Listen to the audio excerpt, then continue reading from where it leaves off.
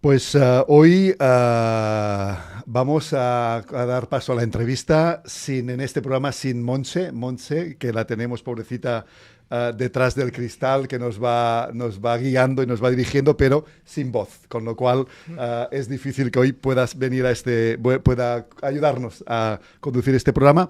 Y vamos con la entrevista con un invitado que es un auténtico top 1 en LinkedIn, en su país, en Bolivia, y al que yo pues debo decir que valoro mucho, que aprecio mucho y que considero a un amigo. Javier Gil, ¿qué tal? ¿Cómo estás? ¿Qué tal, Oriol? Encantado de estar acá en Barcelona. Ya he Pues estado unas cuantas veces, así que gracias por la invitación, en serio. exacto, en tu última visita también nos vimos, también tuvimos ocasión de charlar y conocernos, desvirtualizarnos, ¿no? Y en este nuevo viaje, aprovechamos que te tenemos por aquí, te pescamos, porque, hombre, no es nada habitual tener a un número uno en su disciplina en este programa. ¿Y un número uno en qué? Precisamente en marca personal, en desarrollo personal, y donde tú, además de tu trabajo como director ejecutivo en GS1, en tu país, en Bolivia, pues ejerces como una segunda vida, ¿no? Donde ayudas a los demás a poder crecer y a poder vivir o a poder desarrollar su marca personal. Exactamente, de alguna manera es como que apalanco parte de mi trabajo corporativo con esta actividad paralela. Y mira, Oriol, cuando le comento esto a mis colegas, no creen que me reuní con una persona, le digo que conocí por LinkedIn, que hice un programa en vivo hace unos 2 años, y me miran con una cara de asombro, ¿no? Porque al final yo pienso que es una forma que vos podés apalancarte tu vida corporativa con un trabajo paralelo, entonces por ahí va. Claro, ¿qué significa primero apalancarte? Es decir, la marca personal como instrumento, ¿en qué nos ayuda? Y segundo, te quiero preguntar, desde aquí, desde Barcelona, como vemos como Bolivia y Latinoamérica, como en general, como muy lejos, ¿no? Sí. Y compartimos realidades. ¿También en Bolivia la marca personal cuenta?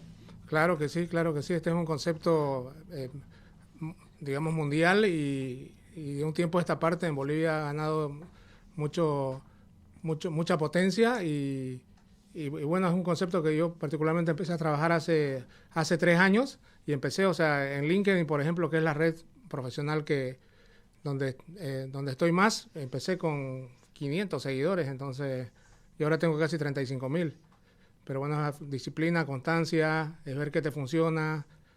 Al final es eso, ¿no? Hablaremos de estas claves de la marca personal, pero dime, ¿cómo de pronto tú, siendo un ejecutivo de una organización en Bolivia, pero una organización global, mundial, recuerdo que en tu organización es donde se estandarizan, ¿no?, los procesos de identificación y marcaje de productos, los famosos códigos de barras, ¿cómo de pronto tú te ves trabajando esta marca personal y siendo un líder de opinión y promoviendo que la marca personal de las personas sea algo importante? Sí, fue como una reinvención profesional hace 3 años, de Ujú. hecho, como tu libro, que lo he leído, los 2 libros que has publicado. Y hace 3 años uno como profesional a veces siente que puede dar mucho más cosas. Y de hecho este trabajo no es que no me gusta el trabajo corporativo, me gusta también.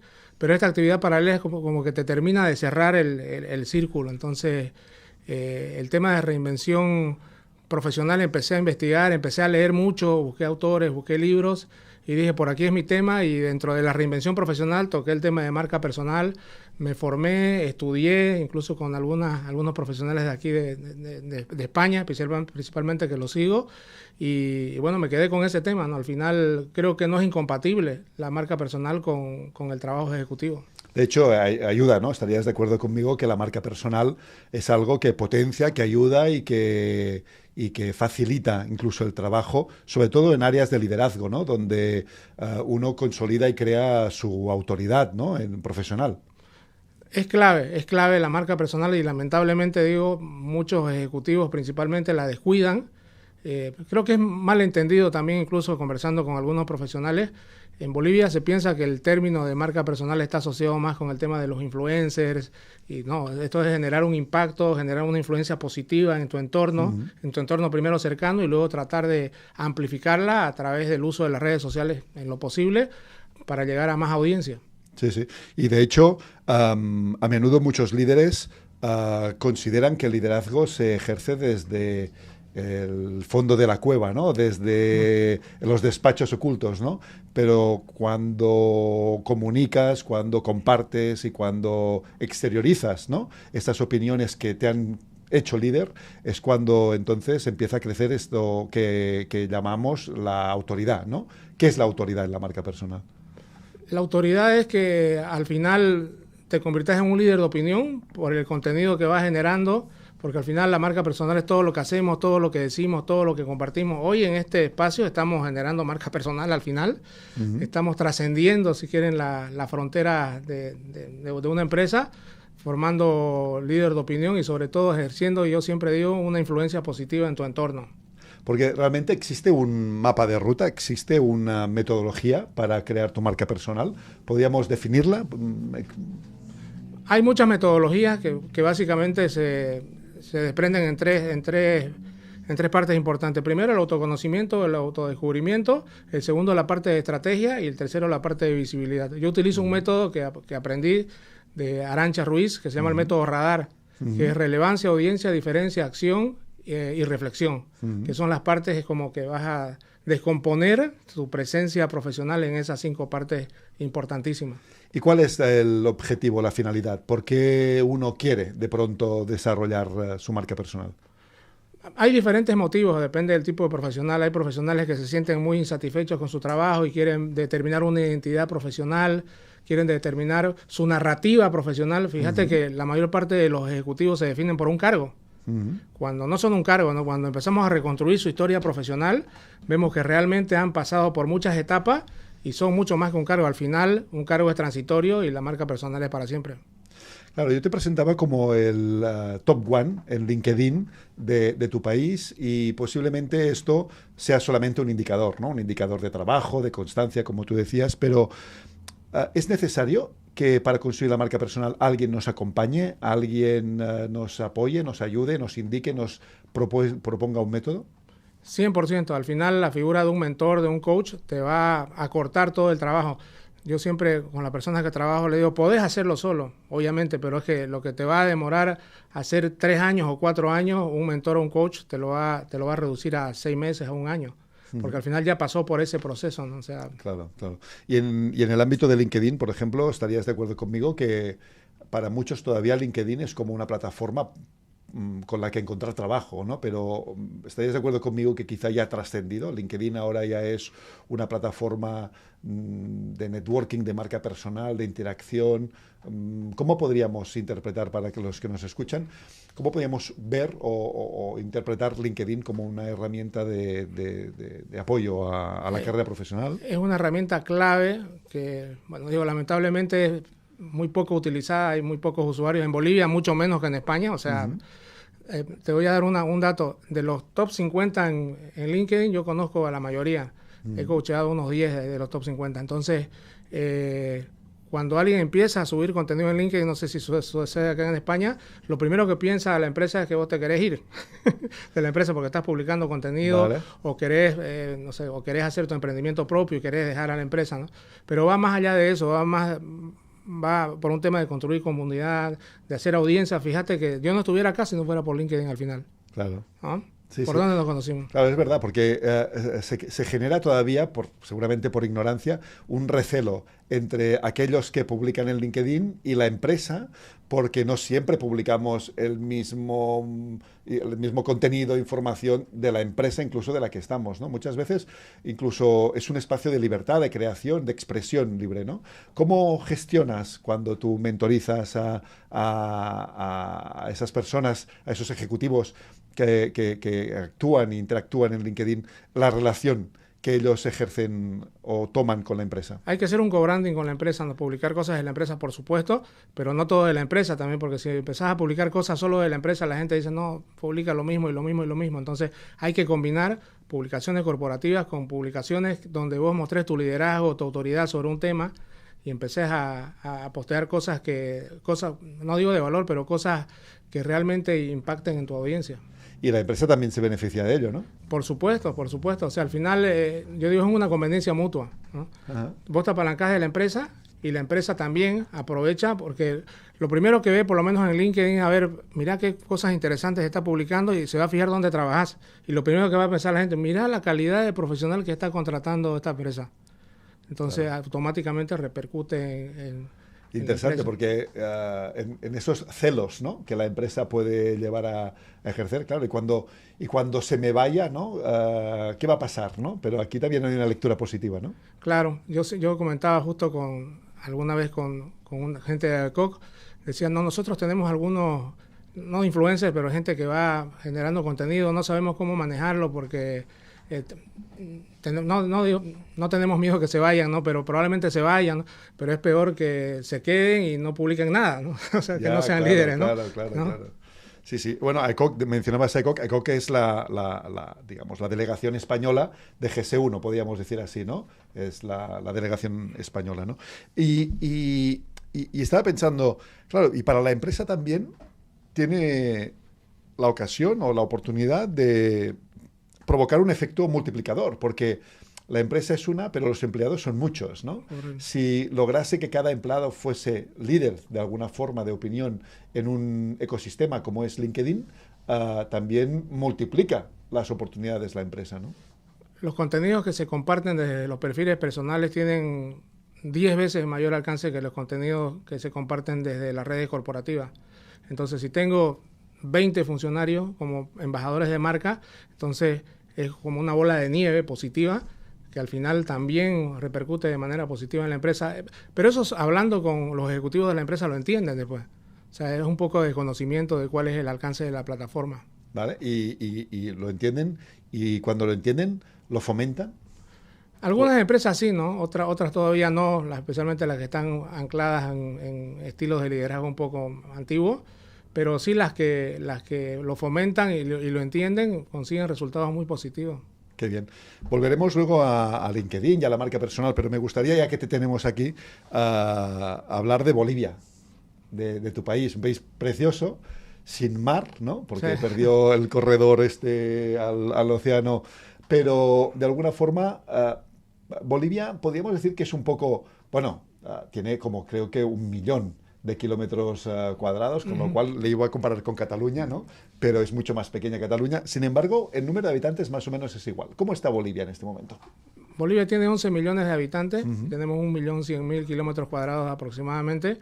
Es un territorio extenso, como decías. Tenemos una variedad de culturas y de paisajes. Hablando justo en la previa, decíamos La Paz está muy alto, es un tipo de clima, tipo de paisaje. Luego tenemos los valles, y donde yo vivo, que es la zona de los llanos orientales. También las culturas son muy distintas, la gente distinta, la comida distinta. Y tenemos muchos recursos naturales también. O sea, hay muchas Bolivias en Bolivia. Exactamente, ¿no? Sí.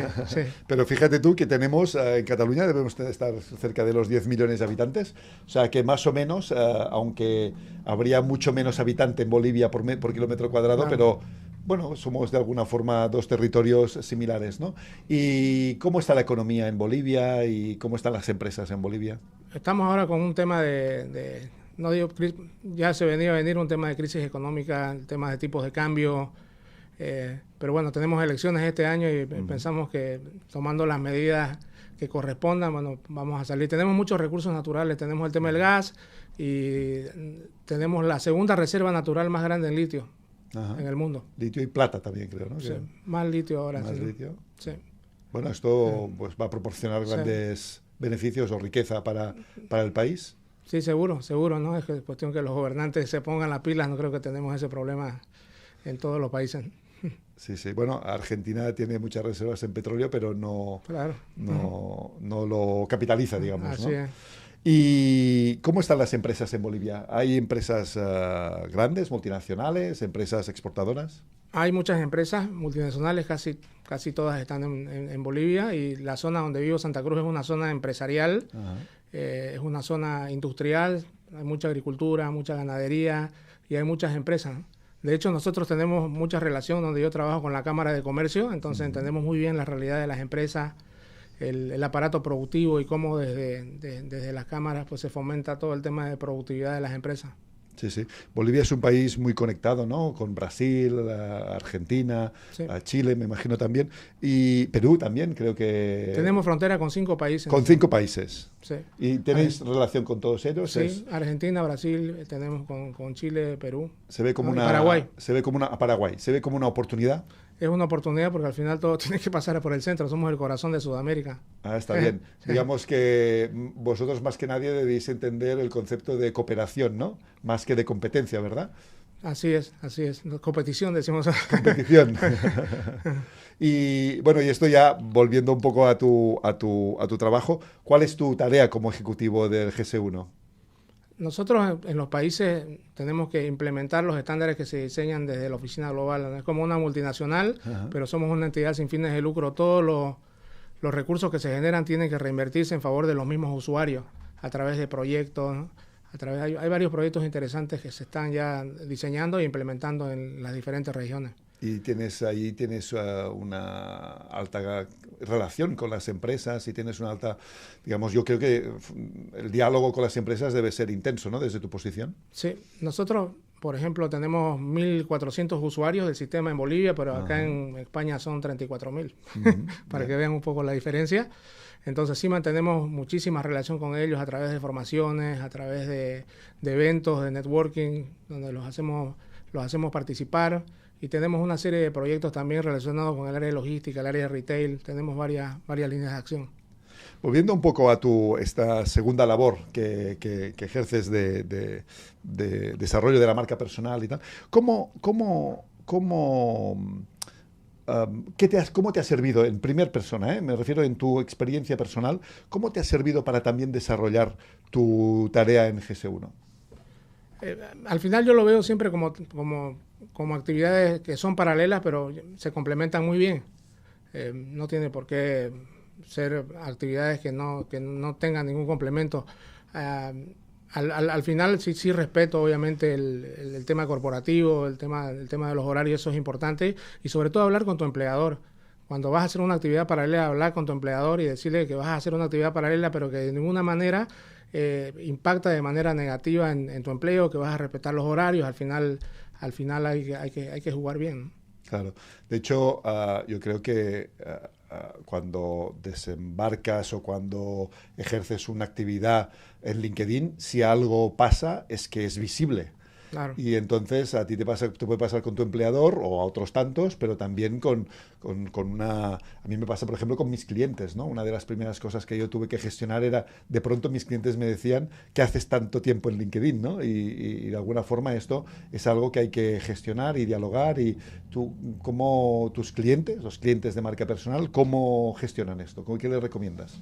En realidad depende mucho del caso, ¿no? Hay clientes que sí quieren ejercer la actividad paralela, pero al final yo creo, independientemente del objetivo que tengas en marca personal, que puede ser totalmente distinto, siempre es beneficioso.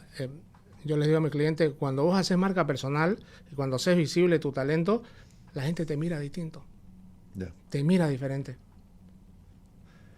Bueno, es como, y ahora déjame que lo diga así, ¿no? Es como un poco ser un rockstar, ¿no? Sí. Efectivamente, y tú tienes una comunidad que se llama precisamente así, Rockstar. Se llama Rockstars en mi comunidad, ¿no? Rockstars. Yo tuve una transformación personal hace 3 años. Ajá. Si yo les muestro una foto de hace 5 años, hay gente que no me reconoce. Ah. Que no me reconoce. Fue física, una transformación o sea, física y también una transformación interna. Me hice unos tatuajes, por ejemplo, que tengo. O sea, me llené los brazos en un año. Cosas que nunca había hecho a mis 47 años, ahora que tengo 48 en un año, y la gente me dice, ¿por qué esa transformación? No me pasó nada, o sea, no es que me hayan despedido o que tuve algún evento negativo, sino es porque sentí que llegas a una edad donde podés ahora hacer cosas que quizás no te atreviste hace muchos años. ¿Y esto afectó en tu forma de ver tu propia marca personal? Por supuesto, ahí empezó, creo, es como el proceso ese de reinvención profesional, que empezó con un tema interno y después impactó al tema externo. Entonces la gente me dice, no, pero ese no sos vos. Cuando muestro fotos del antes y el después, no sos vos. Sí soy. Le dije, pero lo que pasa es que... O sea que en esta comunidad tuya que tienes del Rockstars, de alguna forma es también una forma de transmitir este cambio que tú experimentaste a los demás. Sí. Tengo una comunidad abierta y una comunidad más cerrada. Te decía, somos 20 profesionales, tenemos reuniones dos veces por mes y compartimos básicamente temas de LinkedIn, ¿no? Hay, por ejemplo, personas que dicen qué te está funcionando, qué no te funciona, qué tipo de cosas se está haciendo y eso nos sirve a todos, ¿no? Eso es poderoso, intercambiar criterios de qué te está funcionando y qué no. Claro. De hecho, de alguna forma las experiencias compartidas son algo que maximizan, ¿no? A cualquier comunidad. Por supuesto, es un aspecto clave el tema de compartir el conocimiento, compartir lo que estás haciendo, las conferencias también a las que asisten, entonces eso es clave, la comunidad es clave. ¿Cuáles serían los errores que más deben corregirse, o suceden y deben corregirse a la hora de construir tu marca personal? Por ejemplo, en general, pero también, por ejemplo, en LinkedIn. La identidad profesional, yo creo que, como te decía, gran parte de los profesionales se definen por un cargo, y no somos un cargo, somos más que eso. Entonces, definir tu narrativa profesional, cómo te presentas al mundo, cómo te presentas en las actividades de networking, por ejemplo, practicar tu speech de 1 minuto, de 2 minutos, de 5 minutos, con qué tipo de audiencia, identificar cuál es tu audiencia, a quién quieres llegar, cómo vas a llegar, al final es el qué, que es tu promesa de talento, quién, a quién le sirve tu talento, para quién es relevante tu talento, cuál es tu habilidad diferencial y cómo vas a hacer para que el mundo lo sepa. Esto me gusta porque además esto es algo que son recomendaciones que van a quedar en este programa también grabadas y que se pueden ir consultando. Dame más consejos, porque una de las preguntas que a mí me hace la gente es, bueno, pero LinkedIn al final es una plataforma que es de alguien, está cerrada, ¿no? Y que no puedo construir mi marca personal fuera de LinkedIn. Se puede, por supuesto, ¿no? Lo que yo he empezado a hacer el último tiempo, tengo un newsletter por afuera y ahí capturo los correos electrónicos, ¿no? Ajá. Y además, no solamente eso, lo que yo recomiendo es, está bien, empezar con una red social, porque estar en las redes sociales es como inyectarte lo que se ponen los deportistas, los fisiculturistas, es exactamente eso.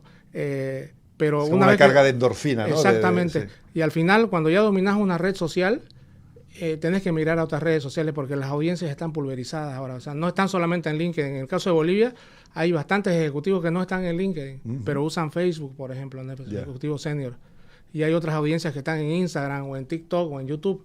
Entonces, la idea es tratar de abarcar la mayor cantidad de audiencia posible, ¿no? Pero eso también requiere un esfuerzo considerable, porque yo, por ejemplo, que cada día publico en LinkedIn, sé lo que significa cada día estar pendiente un poco del contenido que diseñas, que propones, siempre dando un mismo, digamos, nivel, ¿no? de reflexión. Cuando además quieres abordar, como tú recomiendas, otras redes sociales, bueno, casi esto es empleo a tiempo completo, ¿no? Hay que tener un sistema, ¿no? La base fundamental es el sistema. Sin un sistema que te soporte, no vas a poder. En LinkedIn te vas a quemar, por ejemplo, si no tienes un sistema de cómo publicar 1 vez al día o 2 veces al día. Por eso la recomendación es empezar a publicar de a poco, para no quemarse, ¿no? Lo que pasa al inicio es que empieza uno a publicar 1 o 2 veces por semana y cree que ya se quedó sin contenido. Yeah. Entonces, yo lo que recomiendo es dominar la red social, llegar a un número de seguidores y de ahí empezar a migrar, si el tiempo te lo permite, hacia otras redes sociales. Es que es la única forma de crecer. Claro, y entonces, publicar por publicar, ¿pero qué publicamos? Va. Tienes que tener un tema central, de acuerdo a cuál es tu temática en LinkedIn, ¿no? Si es marca personal, tenés un tema central y tenés subtemas y no te desvías de esos subtemas, ¿no? Ajá. El tema de foco es fundamental. ¿Sí? Sí. Y la narrativa, el storytelling, pero también el perfil, ¿no? ¿Cuán importante es el perfil? No, el perfil lo es todo, ¿no? Son 2 partes importantes, la optimización del perfil y la segunda parte es la creación del contenido, ¿no? Y en el tema del perfil, bueno, está la parte principal, la foto, el banner, el titular, pero claro, optimizar el perfil está muy bien, pero lo que te va a posicionar como una autoridad en tu área de acción son los contenidos. Porque al final, si solo lo optimizas el perfil, es como tener un Ferrari estacionado y no usarlo nunca. Ajá. Claro, y Javier, tú eres muy joven todavía, 47, has dicho. 48, es muy joven. Pero aquí nos dirigimos de alguna forma, muchos de los oyentes pues tienen más de 50, 55, 60, 75, 100, 1000, pero que de alguna forma, ¿tú crees que siempre se está a tiempo a desarrollar una marca personal y desarrollarla también a través de LinkedIn? ¿O llega un momento que ya es tarde? Nunca es tarde, ¿no? Siempre se puede, ¿no? siempre se puede. Cuando alguien me hace esa pregunta, yo le muestro la foto, pues era que le haya traído la foto, no para que se las muestre. Sí. Nunca es tarde para poder empezar, ¿Cuánto ¿no? tiempo se tarda en desarrollar una marca personal? Un año por lo menos, creo, y para monetizar por lo menos 2 años. Uy, monetizar. Has dicho una palabra que a veces es clave y otras veces es tabú, ¿no? Sí. ¿Qué significa monetizar? Significa que todo lo que estás haciendo al final que llene tu bolsillo, ¿no? Pero claro, si hablamos de marca personal para que te beneficie en tu puesto ejecutivo, de alguna forma lo que hace es una monetización virtual, ¿no? Es decir, una repercusión positiva en tu puesto de trabajo. Esto también existe, ¿no? Claro, al final te va a dar mayor estatus, Ajá. mayor autoridad y vas a ser reconocido, ¿no? Y al final hay una frase que me gusta mucho, el más conocido le gana al mejor. Ah, muy bien, muy bien. Es como aquello de que a dos les persigue un león, ¿no? Pero uno va con botas pesadas y el otro va con zapatillas de deporte, ¿no? Así Dice, es. no, si es que si quiere nos pilla a los dos, pero que te pille a ti primero, ¿no? Así es. Muy bien, muy bien. Pues oye, Javier, gracias por acompañarnos. Te invitamos a que participes en nuestra tertulia, pero antes vamos a dar un pequeño giro y vamos a hablar de libros. Ok, adelante, de libros.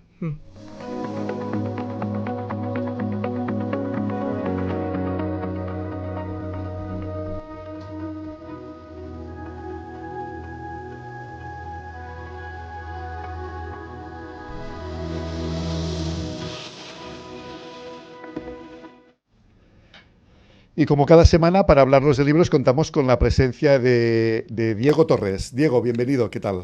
Muy bien, muchas gracias. Perfecto. Hoy permíteme que yo no vaya a pronunciar ni el título del libro ni el nombre del autor. Te lo dejo para ti. ¿Qué nos traes? Pues mira, hoy he escogido un libro para pensar. Bien. El libro How Will You Measure Your Life vendría a ser traducido como ¿Cómo medirías tu vida? ¿Cómo valorarías tu vida? Es un libro aparentemente de indicadores, ¿no? de medición, de éxito, pero hay un mensaje muy profundo detrás de él. Clayton Christensen es profesor de Harvard durante varias décadas. Él empezó su carrera, siempre explica que su sueño era ser director de un gran periódico económico, pero no lo cogieron en el trabajo de verano que le esperaba y empezó a trabajar en Boston Consulting Group como consultor. Pasó después a montar su compañía, a montar una compañía de nuevas tecnologías y tuvo mucho éxito. Y después inició su carrera profesional como académico en Harvard. Ha creado también una consultoría, ha creado un think tank, ha creado un fondo de capital riesgo. Es una persona muy conocida en su ámbito. El libro por el que todo el mundo lo suele conocer es El dilema del innovador. De hecho, por ejemplo, Steve Jobs ha explicado que Christensen es la mayor influencia en su vida. Sus libros es lo que más le ha influenciado en cómo llevar el negocio en Apple. Este libro se basa en una conferencia que él dio. Clayton solía dar una conferencia, el cierre del MBA en Harvard. Todos los alumnos pues asistían a una conferencia de un profesor y él ha sido muchos años el que la ha dado. Pero el año en el que dio esta conferencia fue un año un poco especial. Fue especial para todos. La promoción de Harvard había empezado en una situación de bonanza económica, pero cuando estaban acabando la situación económica era muy mala. Entonces todos estaban pensando, oh Dios mío, ¿podré cumplir los objetivos por los cuales yo empecé este máster?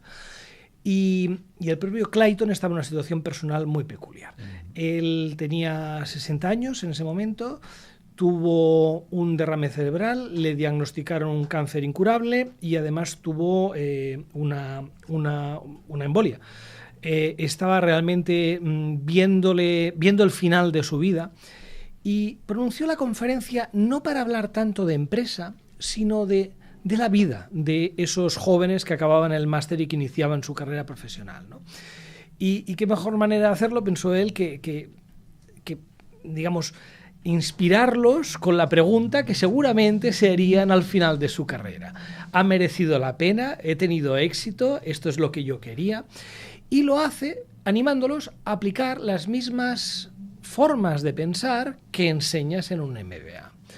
primero tienes una estrategia. ¿Qué objetivos te marcas y cómo vas a hacer para implementar esta estrategia a lo largo de tu vida?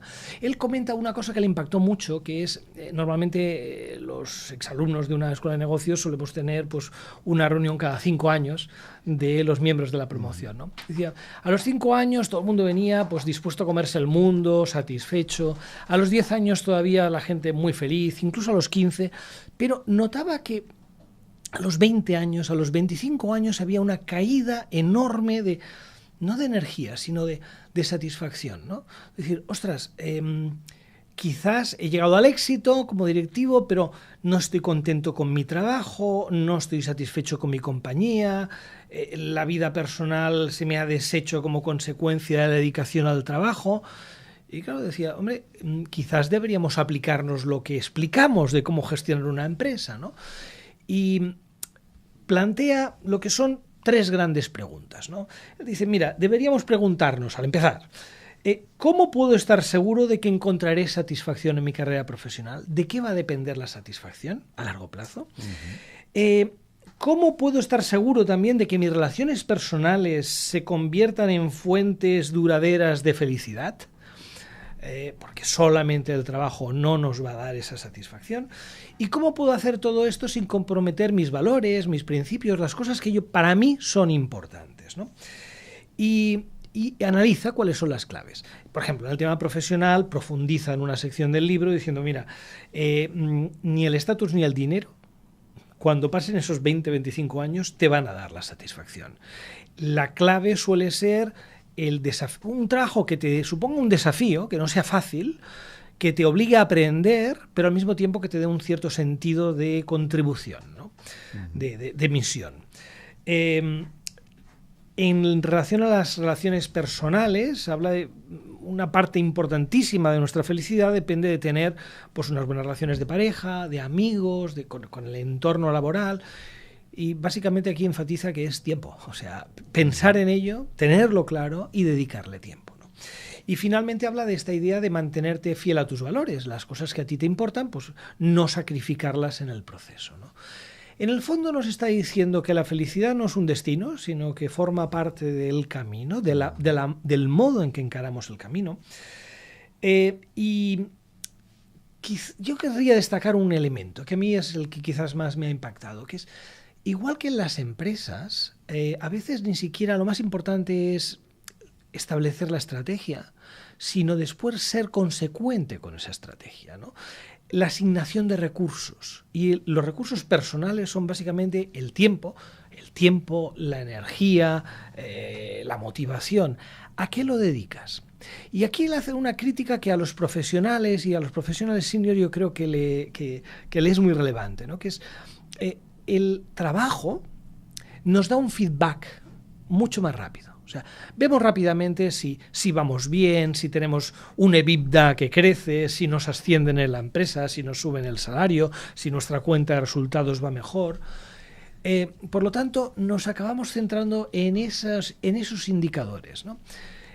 Sin embargo, la implementación de una estrategia a largo plazo depende más de el tiempo que vas dedicando a cosas que su resultado es mucho más lejano. Las relaciones no lo vas a ver en 3 meses, la felicidad que te aporta tener un buen grupo de amigos.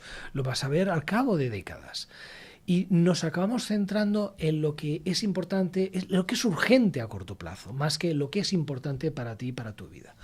En el fondo es una llamada a la reflexión, ¿no? Una persona que se enfrenta al final de su vida, que le habla a personas mucho más jóvenes que están iniciando esa carrera y les hace una señal de advertencia, de decir, cuidado con las cosas importantes porque a veces no le dedicamos el tiempo necesario. Qué interesante, Diego, porque este libro podría ser perfectamente como una herencia, ¿no? Que nos deja el autor a todos. Así es. ¿No? Y un legado, ¿no? Un legado. Así es. Mientras te escuchaba estaba pensando también en algo que tú dominas y que posiblemente coincida. Cuando hablamos de Peter Drucker, por ejemplo, ya hablamos del padre de la estrategia moderna, ¿no? Pero él es alguien que habla de estrategia sin nunca olvidar a las personas. Habla más de personas que de estrategia. Aquí son 2 autores que coinciden plenamente. Totalmente. De hecho, Clayton es una persona que al final de esa conferencia y en alguna charla posterior, que incluso las podemos ver en TED, hablaba de que para él, o sea, a veces comparte lo que para él es importante. Decía, pues para mí lo más importante es el impacto que yo pueda tener a lo largo de mi vida en las personas que me han rodeado. Por eso él dice, mira, la profesión del management es quizás una de las más nobles que existen, porque según cómo se dirija esa empresa, vas a influir sobre mucha gente. Y si encima alguien como él, que hace consultoría y forma a futuros directivos, va a producir un impacto indirecto sobre la vida de muchas personas, ¿no? Y esa motivación, ese sentido de significado, de misión, para él es clave. Pero al final, como bien dice, cuando me reúna con mi creador, es una persona muy, muy religiosa, seguramente espero ser medido por el impacto sobre las personas que me han rodeado. Qué bien, qué bien. Bueno, pues con esta afirmación, gracias Diego, como siempre, y te invitamos a que te quedes a esta tertulia, que yo creo que tiene mucha relación también con esta actividad que tiene nuestro invitado. Gracias. Y seguimos en la tertulia.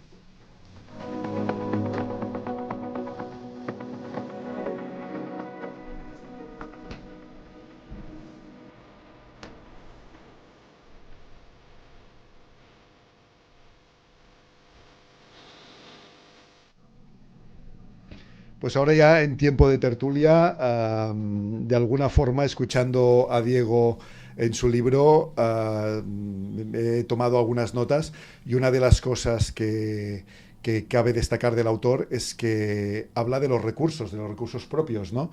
Y Javier, posiblemente la marca personal sea uno de los recursos propios más valiosos que tienen las personas, que tenemos las personas, ¿no? Porque no solamente la marca personal es profesional, sino también atañe a la persona en todos los ámbitos, en el relacional, en el personal, en el profesional, por supuesto, pero también en cualquier ámbito de la vida, ¿no? ¿Es la marca personal realmente un recurso?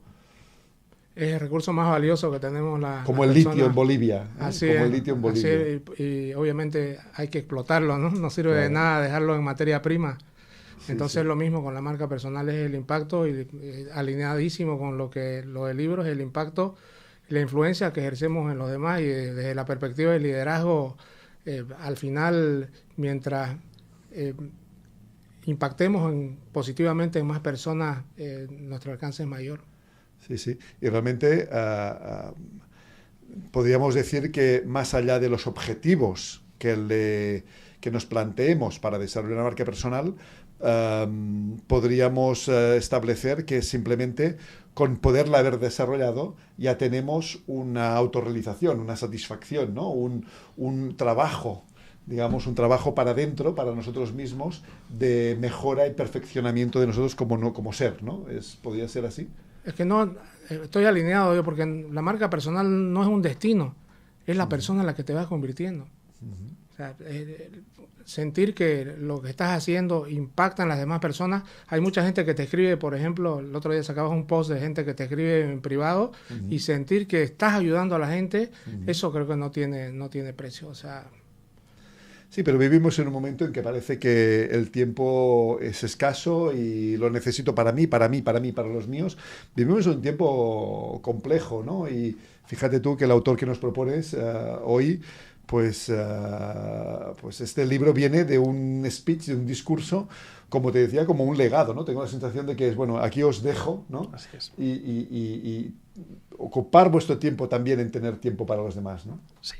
De hecho, enfatizaba antes, a mí me parece que una idea central del libro es este ser consecuente, ¿no?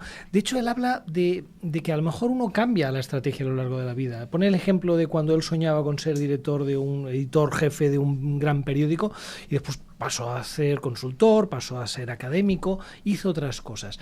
Uno puede aprovechar las oportunidades que pasan, puede cambiar la decisión y el rumbo de la vida, pero en cualquier caso, cuando estás trabajando en algo, él habla de la importancia de la perseverancia. Por lo tanto, la dedicación del tiempo de forma diaria a aquellas cosas que tú te has planteado. Lo que no admite, por decirlo de alguna manera, es bueno, quiero conseguir algo, lo intento, pero es que ahora me da pereza, o ahora tengo otras cosas. Dice, invierte tus esfuerzos, invierte tu tiempo en aquello que quieras. A largo plazo tiene resultados. ¿Qué has de cambiarlo? Cambias la estrategia, cambias el rumbo, pero siempre dedica el esfuerzo que requiere aquello que te has planteado. Bueno, y cambiar de rumbo de alguna forma también es reinventarte profesionalmente, ¿no? Y tú ahí, Javier, tienes experiencia, no solamente propia, como nos contabas, sino que también ayudas a esta reinvención que requiere precisamente perseverancia, constancia, ¿no? ¿Qué significa realmente reinventarse en la vida de uno? Llega un momento de la vida, y es verdad, no sé si a los 45 unos adelantan, otros atrasan, donde efectivamente uno dice qué he hecho con mi vida o qué quiero hacer con mi vida, y empieza a replantearse algunas preguntas, y empieza a preguntarse cosas, no sé si es realmente lo que uno quiere, porque bueno, al menos cuando yo tenía unos 20 años yo soñaba con ser un gran ejecutivo de empresa y liderar empresas multinacionales. Y al final después te das cuenta que quizás lo que estaba soñando cuando llegué no iba a ser lo que pensaba. Ajá. Entonces en ese punto empezás y das un punto de inflexión y empezás a hacer cosas que te gustan, que te apasionan, y encontrás al final ese famoso Ikigai que dicen que son cosas que te gustan mucho, ¿no? O sea, va por ahí, creo, el tema de la reinvención, es hacer lo que a uno le gusta. Hacer cosas por los demás, también eso es importante. Sí, porque llega un momento en que, yo no sé si los que estamos aquí nos hemos encontrado con ello, que llega un momento que solo te fijas en que la mochila se vaya llenando, sin ver de qué la llenas exactamente, ¿no? Vas llenando la mochila, hasta llega un punto cuando pesa y cuesta de llevar, que dices, bueno, ¿qué llevaré yo dentro de la mochila, no? Y empiezas a eliminar aquello que te sobra. ¿Es quizá el proceso de reinvención personal? Sí, yo creo que seguramente cada persona se encuentra en momentos distintos con esas preguntas clave, pero el planteárselas, el intentar responderlas y actuar después de forma honesta con uno mismo es la clave, ¿no? El libro, por ejemplo, que comentaba, yo creo que el autor en lo que va a poner siempre también mucho énfasis es en la contribución, esa creación de significado, ¿no? De hacer cosas que a ti te gustan, tú te estás desarrollando profesionalmente, pero además sientes que aquello es una contribución a quien sea, de la forma que sea. Y no es tanto algo como ha encontrado la profesión maravillosa, sino como yo en lo que estoy haciendo soy capaz de darle ese significado y encontrar que eso es una forma de ayudar a los demás. Me parece que es algo realmente relevante en este autor. Y en los demás hay algo muy significativo, ¿no? Y el autor lo dice, ¿cuál es el papel de las relaciones personales, ¿no? Y en el ámbito de la marca personal y de los negocios y del liderazgo, tenemos un palabra, ¿no? Un palabra que es networking, ¿no? Que precisamente significa esto, ¿no? Crear red y trabajar en una red. ¿Cuán importante es esta red? ¿O cuánto, bien o mal, o cuánto habla de nosotros, de nuestra marca personal esta red, Javier? Fíjate que normalmente las personas trabajamos 3 redes distintas. La red personal, la red operativa. La red operativa es las personas con las que tenemos relaciones, pero de manera espontánea, ¿no? Tus clientes, tus proveedores. Pero la red que no trabajamos de manera intencionada es la red estratégica. ¿Por qué? Porque no tiene un efecto, un producto en el corto plazo. Si yo, por ejemplo, ahora entablo una relación con él, si nos intercambiamos los teléfonos, no es porque mañana vamos a hacer un negocio, sino porque ahí está. Y probablemente eso dé resultado o no en el largo plazo. Y claro, como tiene que ser intencionada, como tiene que ser trabajada, reflexionada, la gente no le invierte el tiempo ahí, ¿no? Porque al final, cuando uno empieza a tejer su red profesional, es como una red de apoyo que si en algún momento la necesitas, esa red está ahí. Lo que no puedes hacer es empezar a construir tu red cuando ya la necesitas porque es tarde. Es tarde. Y de hecho, yo creo que hay algo que debemos procesar, ¿no? Como creadores de nuestra marca personal. Tú decías, yo estoy en todas las redes sociales de mi país y tal, pero las redes sociales te imprimen una necesidad de velocidad, de inmediatez, de cortoplacismo. ¿Cómo jugar con estos canales que son tan rápidos, tan voraces, en el que el contenido tiene que ser constante y dinámico, porque si no ya te entierran, ¿no? El siguiente que viene y el que viene y el que viene te entierran. Con esta compaginación de largo plazo, de estrategia, de visión a largo plazo, de legado, ¿cómo se juega con esto? Digo, yo creo que es una carga tanto operativa, de estrategia, de organización, como también emocional, ¿no? De entender que lo que estás haciendo cada día es un granito de arena a construir tu montaña, ¿no? Sí, es desapegarse de los resultados al final. Porque, desapegarse de los resultados. Sí, porque cuando uno comienza, y al menos en mi experiencia comienza con la marca personal, empezás con, o sea, los posteos y no tenés los likes, no tenés los comentarios y te empezás a desesperar, pero en el momento que te empezás a desapegar de los resultados es cuando traccionás increíblemente así. Cuando te desapegas de los resultados y ves que va al final... es un tema de impacto, por eso yo insisto en la creación de una comunidad cercana, porque esa comunidad cercana es la que realmente te va a potenciar y va a amortiguar, ¿no?, tus resultados. Eso es clave. De hecho, tú hablabas de que el proceso más o menos, el tiempo más o menos que uno tarda en crear una marca personal es de 1 año. Yo te puedo decir que en mi experiencia fueron 2. ¿No? Es decir, yo llegar a quizá porque en este país pues hay más usuarios y hay más creador de contenido y tal. A mí me costó unos 2 años aproximadamente y yo venía con algo que muchos de los que seguramente tus mentís no tienen, que es ya con un par de libros escritos, ¿no? Sobre todo el método Crea de las Oportunidades, que es un trabajo brutal y de largo plazo, ¿no? Y aquí llevado tú, Diego, te mueves en el ámbito de las empresas, pero también las personas tenemos que entender que estos ciclos existen y tenemos que cabalgar sobre ellos e intentar dominarlos, ¿no? Sí. Yo, por ejemplo, volviendo al tema que comentábamos antes, no soy ningún experto ni en redes sociales, por supuesto que no, ni en marca personal, pero cuando yo publico en LinkedIn, ¿cómo lo veo? A mí me gusta mucho mi trabajo. El ser consultor en estrategia me encanta. Veo el poder de esos modelos y cuando trabajo con un cliente es una pasión poder enseñarle cómo aquello nos puede ayudar a conseguir los objetivos. Bueno, pues cuando publico en un LinkedIn lo siento igual. O sea, es una relación de menos intensidad, pero estás compartiendo esos conocimientos, compartiendo esas ideas en las cuales tú crees con un público algo más amplio. Y a veces no lo ves de ninguna manera, la gente no te da like fácilmente, pero a veces hablas con alguien que, mira, hacía 1 año que no lo veía. Oye, pero sigo y aquello que publicaste me interesó mucho. Y te das cuenta que, bueno, es de menor intensidad, pero también te ayuda a mantener las relaciones con personas que conoces y que no ves diariamente, ni semanalmente, ni mensualmente, ni siquiera. Sí, sí. ¿Y esto cómo se gestiona? O que no conoces también, porque por lo menos a mí me ha pasado muchas veces, bueno, donde yo vivo, Santa Cruz, no son tantos habitantes como Barcelona, pero te encontrás con alguien, me ha pasado varias veces, estaba comprando una cámara, yo lo sigo en LinkedIn, una selfie conmigo, o sea, dije, impresionante, dije, o sea, nunca te dan like, no te comentan, o si no, estaba en la víspera de Navidad, te estaba haciendo una compra, te sigo en LinkedIn, o sea, y la gente te dice que le sirve lo que estás... Nunca te van a comprar, por si acaso, pero el sentimiento que tenés de que tu contenido está impactando a las demás personas, lo que te decía, no tiene precio. Sí, yo aquí empatizo perfectamente. A mí la gente me dice, yo lloré con este post, me ayudaste mucho, y a veces uno dice, bueno, pero... Uno al final piensa, bueno, vale, pero ¿me has comprado el libro?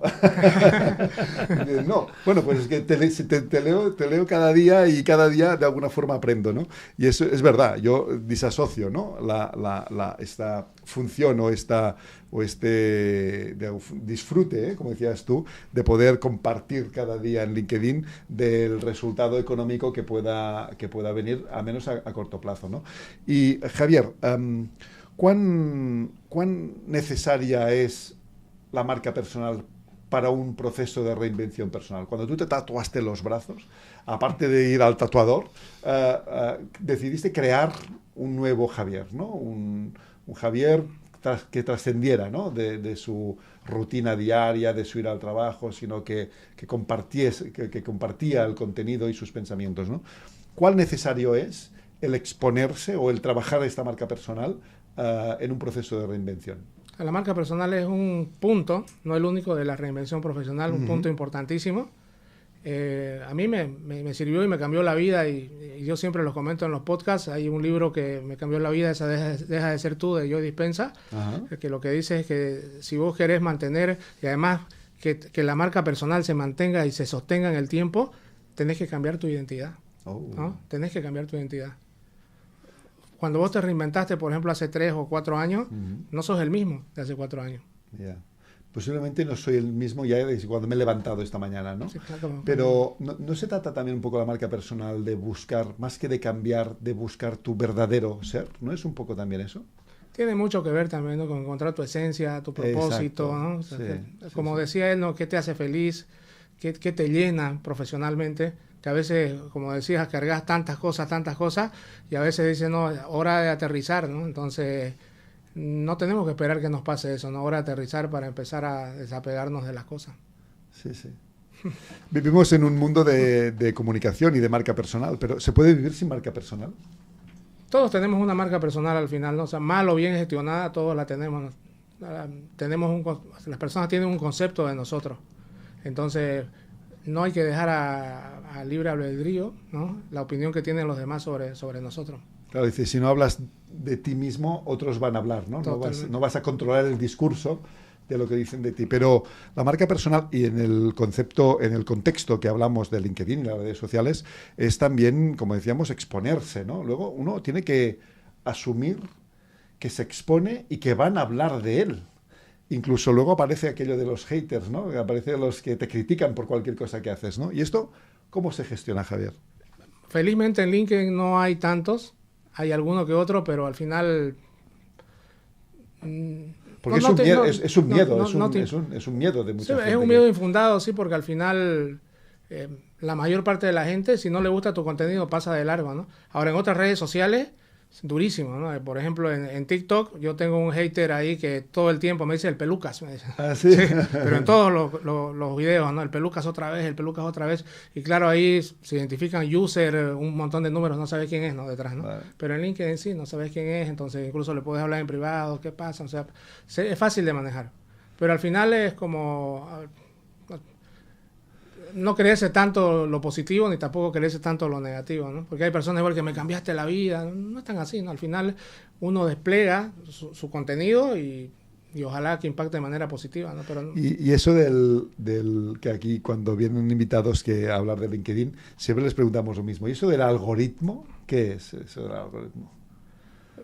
Muchas personas se obsesionan, ¿no? Con el algoritmo, están obsesionados, ¿no? Que no tengo tanto alcance, incluso en la misma comunidad.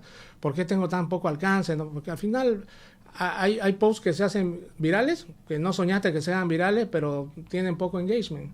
Y otros que no son virales, pero llegan a la persona adecuada, llegan a la audiencia adecuada y eso al final tiene más valor, ¿no? Sí. Tú, Diego, ¿te pasa también que te paran por la calle y, oye, leo tus posts y... No, cuando ves a alguien conocido es cuando a veces te dicen, oye, interesante lo que vas publicando. Ostras, pues no era consciente a lo mejor de que esa persona lo estaba leyendo. Para mí es esta idea de, oye, pues compartir las cosas que a mí me gustan. No siempre apetece o es oportuno una exposición así a tantos miles, ¿no? Bueno, yo exposición útil o no lo sé. En el fondo, a veces, claro, hacer esto lo haces a última hora de la noche, lo haces el fin de semana y es duro. Pero si te gusta, yo lo hago porque me gusta el tema y pues me gustaría que otros conozcan aquello que a mí me ha parecido interesante.